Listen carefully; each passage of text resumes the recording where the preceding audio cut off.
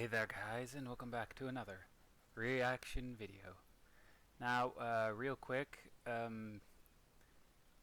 this video might stutter a lot. That's because I'm currently having internet issues, and let's just say the other internet option that I have is, well, currently still kinda shit. Again, the other internet provider is an asshole. Anyway, let's press play and see what's gonna happen, shall we? Oh, there. Reacting to SCP-673, by the way. Forgot to mention that one. Item number SCP-673. Object class Keter. Uh-oh. Special containment That bodes procedures. well. No living tissue is to enter the main containment area while SCP-673 is present. Dual airlock systems separated by decontamination and scanning cells are to be maintained at all times. Containment cells to be immediately locked down during any maintenance or power failures, with release only after review by site security. Equipment exiting the containment cell is to be sterilized and remain in quarantine for a minimum of 2 weeks before being reused.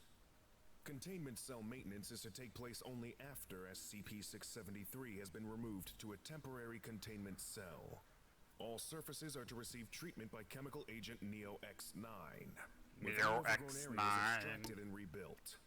Containment cell must be cleared of all personnel for no less than 12 hours before SCP-673 can be returned to primary containment cell.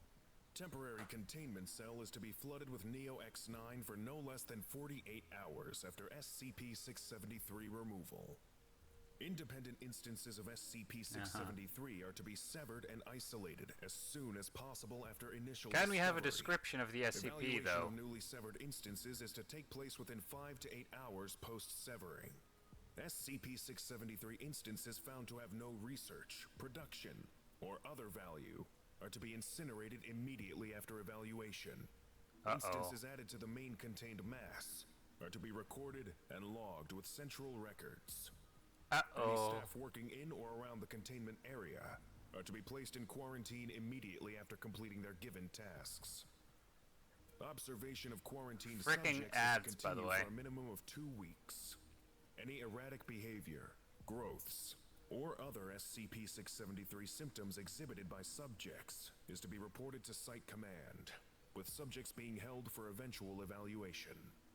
And termination, I bet. SCP-673 is a mass of organic tissues, connected in what appears to be a totally random assembly. These tissues include recognizable structures, such as hearts, digestive tracts, blood vessels, and brain matter. However, many tissue structures are not identifiable by composition or purpose. Tissue structures are also noted for their increased size, appearing 20 to 50 times as large as their normal counterparts. Sample tests have shown the basic structure of SCP-673 to have no known counterpart among normal organics, and lacks any form of DNA or normal cellular composition. Tissues appear to operate without the need for any outside stimulation or substance, with hearts beating for days with no blood or nerve connections, and lungs continuing to expand and deflate, even when severed and fully submerged. Tissues, isolated from the main mass, will grow into surrounding structures, using what appears to be tendons or thin bone-like structures to penetrate and spread over walls, floors, and ceilings. Tissues will operate indefinitely, with no tissue decay normally associated with exposed organs. I mean, have you tried fire? SCP-673 appears to be infectious by an unknown means, with physical contact being the only constantly observed transmission method. Instances of airborne transmission have been reported, but are extremely rare. SCP-673 appears to prefer organic tissue, but will integrate with inorganic structures at a slower rate. Testing has shown that tissue integration appears to progress along loose guidelines in regards to inorganic structures. Also, that image is mortifying. Beams become bone-like supports, Doorways become valves, etc., in a slow progression. The Shell Project has shown that, with sufficient space and ample amounts of organic materials, SCP-673 data expunged. Addendum 1. Huh. Note: organ dominance resulting in tissues with no human analog may produce unidentifiable behaviors. All records of subjects producing non-human tissue are to immediately be remanded to Central Records. All SCP-673 subjects are to be observed and recorded continuously during containment. 2. Full records of Shell Project available pending O5 review. Partial. Hang on a second. Why are there 3 from My Little Pony right here? I mean, I know that the show is called My Little Pony, but I just recognize the silhouettes, you know? Well, this bodes well. Anyway. O5 review. Partial transcripts available to Level 4 cleared staff pending approval by Central Records. Document 889R. Infection progression. Initial stage infection begins at point of contact in 96% of all cases. Physical contact with SCP-673 will cause subjects to develop a small rash at the point of contact, which will fade within 2 hours. Subject will start to exhibit erratic behavior 4 to 5 days post-contact, with said behavior becoming more pronounced as infection continues. Behavior varies between infections, with increased appetite, paranoia, inappropriate appetite, and increased libido among common symptoms. There is no consistent behavior progression or development. Totally However, not me. behaviors appear to relate to the end-stage organ dominance. Mid-stage infection is variable, most often observed between 2 to 3 weeks after initial contact. Subjects will start to exhibit physiological changes, such as distortion of the physical frame, loss of hair, fingernails and skin, loss of bone density, lesions, abnormal bone growth, rash, increase or decrease of bodily fluids, and general muscle atrophy.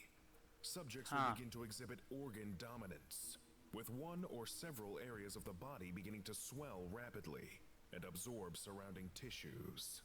Subjects' behavior will begin to centralize around these areas. Example: stomach dominance, subjects engaging in continuous gorging. Heart dominance, subjects going into prolonged violent and rhythmic spasms. End-stage SCP-673 sets in 5 to 6 weeks after initial contact. Subjects will begin full integration with the dominant organ growth. Subjects will typically lose locomotion and the capacity for speech at this stage.